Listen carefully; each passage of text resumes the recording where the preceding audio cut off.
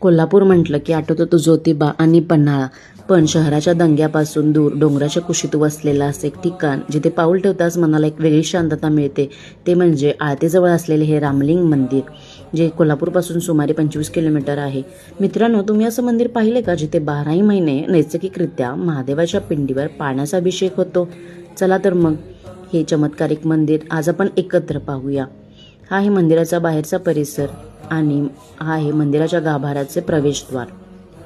गाभाऱ्यात गेल्यानंतर खूप प्रसन्न वाटते. असं इथं म्हणतात की प्रभू रामचंद्रांनी स्वतःच्या हाताने इथली शिवलिंगाची स्थापना केलेली आहे. शिवलिंगाचे दर्शन घेऊन आम्ही मंदिराच्या आजूबाजूचा परिसर थोडा एक्सप्लोर केला.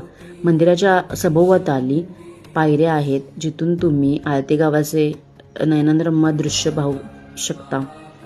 व्लॉग आवडला असेल तर नक्की लाईक करा. थँक्यू.